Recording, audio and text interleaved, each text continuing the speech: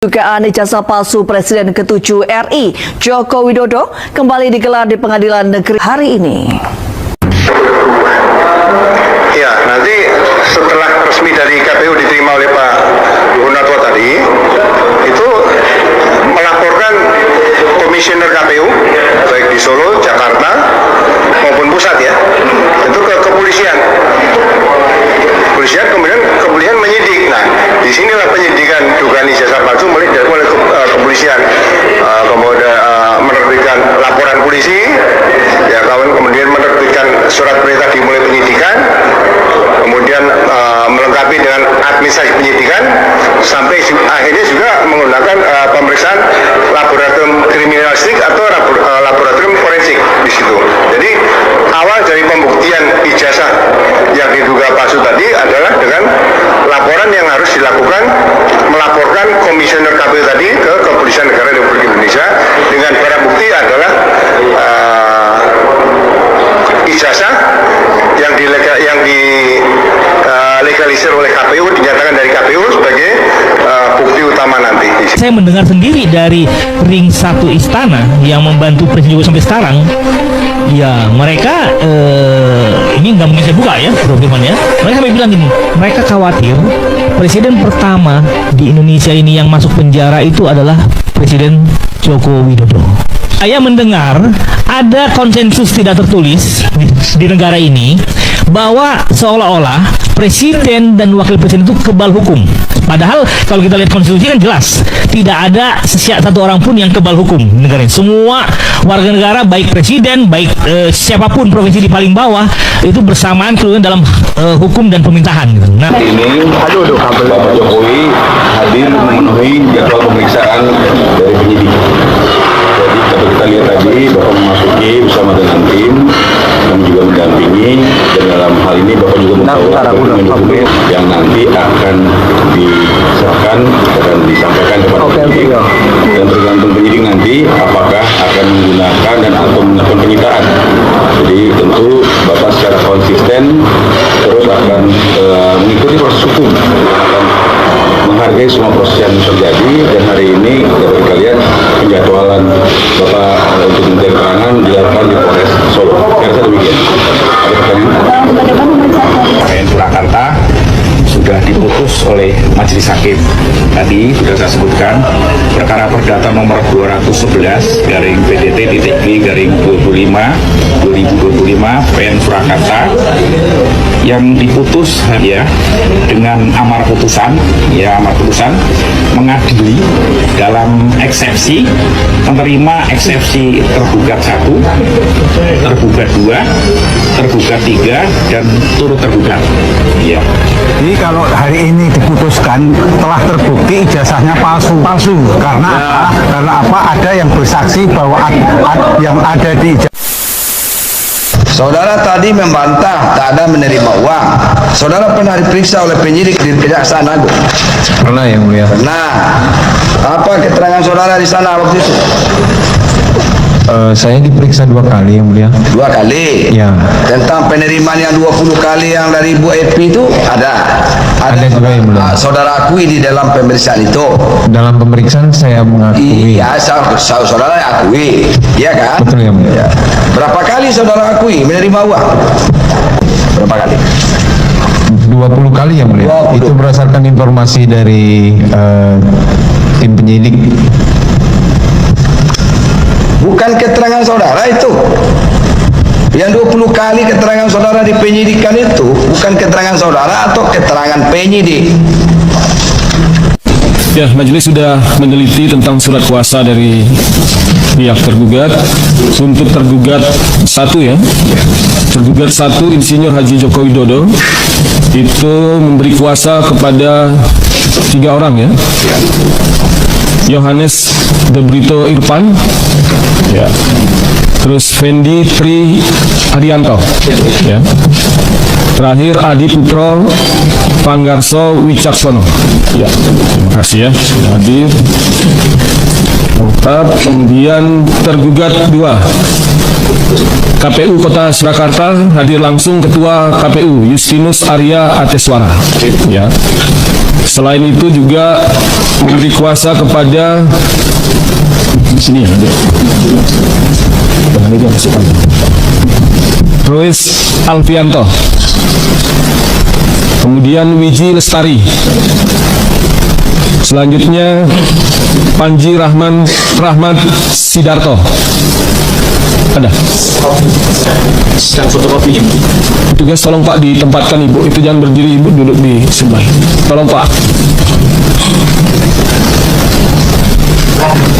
Tidak, di sebelah sini aja Pak. Sebelah sini. Ya, mohon maaf Bu ya, Pak ya, karena ini kapasitasnya, karena majelis juga tidak tahu berapa orang yang hadir, kita siapkan tempat duduk seperti ini ya. Ada kekurangan tempat duduk, tapi sudah salah satu dari kuasa saudara sudah ada di sini ya. Selanjutnya dari tergugat 3. Tergugat 3 ini Kepala Sekolah SMA Negeri 6 Surakarta, Dr. Anus Munarso. Hadir Pak ya? Ya. Kemudian memberi kuasa juga kepada Saiful Nadib. Ya. Kemudian Muhammad Rois. Bana Bayu Wibowo. Ya.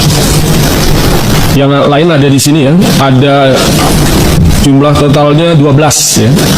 12. Selain itu ada Iwanuddin Iskandar, Mulyono, kemudian Kusri Sabtono, Adi Gana, Eni Kustiningsih, Saiful sudah tadi, Ali Haidar, Masaya Latifah Sari, Iksan Muhajir, dan Rahmatullah Indrasari. Ya, tapi setelah diteliti oleh majelis, di sini ada, ya tadi sudah dinyatakan oleh kuasa bahwa ada kekeliruan ya, karena di sini disebutkan Pengadilan Negeri Boyolali, ya, seharusnya itu Pengadilan Negeri Surakarta. Itu yang pertama. Yang kedua, tentang surat kuasa yang diajukan ke pengadilan, persidangan pengadilan itu harus telah didaftarkan di kepanitraan pengadilan. Ini surat kuasanya belum. Ya, ya nanti majelis akan sampaikan kepada saudara di akhir ya. Kemudian terakhir tergugat 4. Tergugat 4 Universitas Gadjah Mada, Yogyakarta. Ini Profesor Dr. Ova Emilia. Ini rektor ya? Rektor. Ini memberi kuasa kepada ini yang ada. Ferry Antoni. Ya. Ini Kepala Biro Hukum Organisasi Universitas Gadjah Mada. Kemudian yang kedua yang hadir Ripsika Afifuddin. Selain itu ada Yusuf Aditya Wibowo dan Derajat Wicaksono. Kesemuanya adalah internal Universitas Gadjah Mada.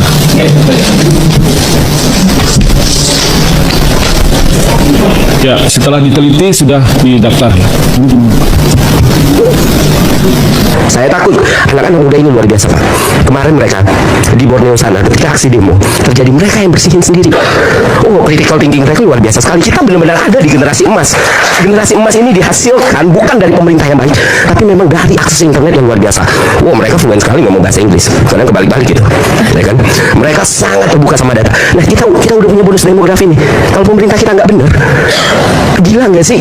Bonus demo jadi negara pertama yang gagal menjalankan bonus demografi. Artinya apa? Artinya di sini kita bersuara, di sini kita berbicara, dalang segala macam itu bisa kita selesaikan nanti. Tapi apa evaluasi yang bisa dilakukan pemerintah? Kenapa nggak di sini? Apa salahnya? Satu permintaan maaf tidak akan melukai harga diri seseorang. Betul.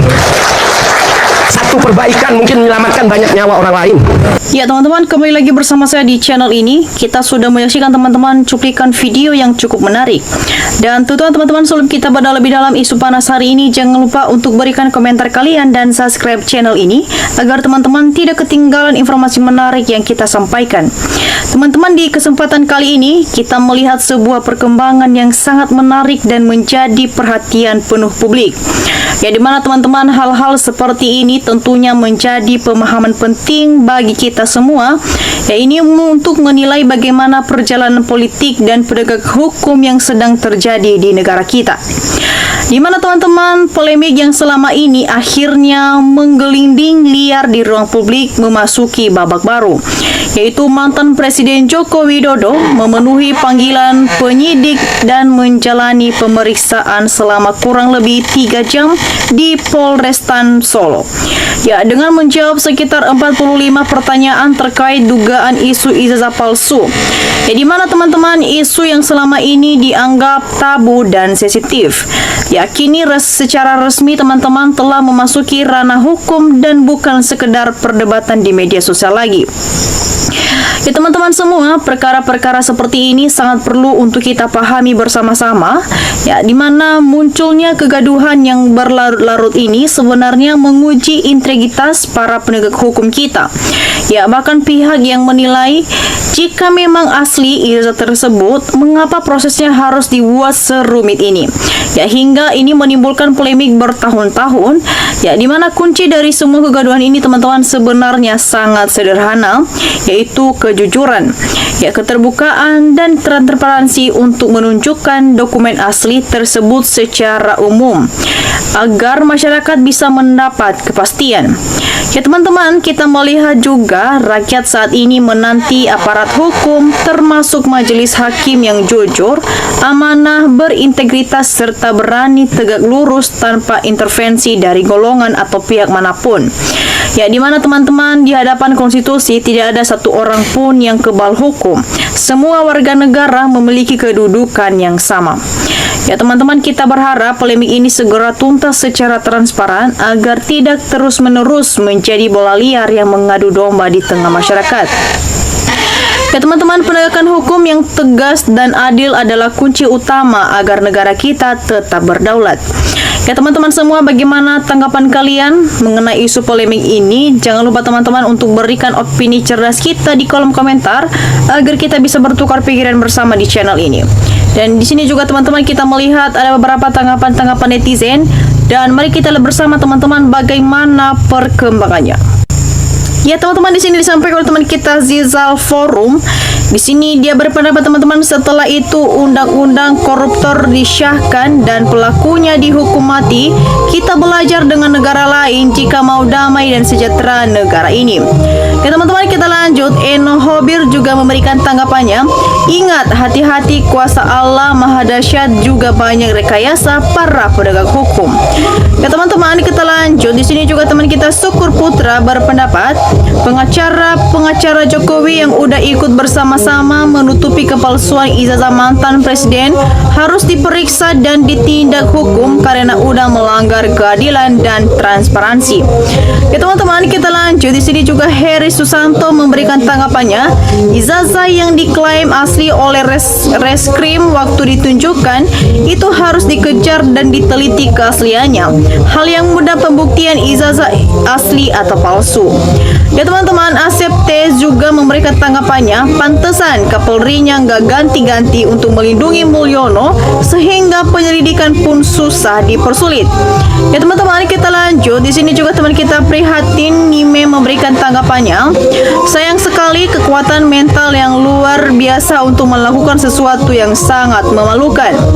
Ya teman-teman, kita lanjut. Di sini juga teman kita Sunardi memberikan tanggapannya. Pemeriksaan Jokowi oleh Polres Surakarta hanyalah sebuah drama sandiwara sebab misi polisi bukan untuk mengungkap kebenaran tapi menutupi kejahatan Jokowi. Ya teman-teman, kita lanjut. Di sini juga teman kita Bapak Wiono memberikan tanggapannya. Sebetul sangat sederhana dan mudah sekali. Intinya kejujuran dari Rektor UGM. Karena sumber perkaya di UGM, Rektor mau jujur atau Rektor minta digantung. Ya teman-teman, kita lanjut. Di sini juga teman kita Abduwais memberikan tanggapannya. Jokowi pembuat katanya mobil ASMK, sudah ada 6.000 yang pesan ternyata membuat ijazah nggak jelas. Ya teman-teman, kita lanjut. Di sini juga teman kita Makmur berpendapat, rakyat saja sudah bertahun-tahun tahu bahwa ijazah Jokowi ijazah palsu. Makanya tangkap termul dan terakhir Jokowi selesai. Ya teman-teman, kita lanjut. Di sini juga teman kita kita Mahdin memberikan tanggapannya.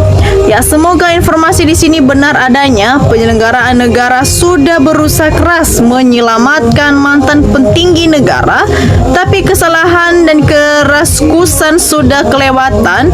Maka demi negara, terimalah dengan lapang dada. Jangan lagi berusaha menyelamatkan seseorang atau sekelompok orang, tapi mengorbankan negara. Lanjutkan demi kebenaran dan kebaikan. Ya teman-teman, kita lanjut di sini juga teman kita Marty Ayunan memberikan tanggapannya. Setiap kebohongan pasti terungkap, yang jujur akan menang. Yang bohong pasti kalah, walaupun habis uang miliaran untuk menutupinya, kebohongan pasti terungkap.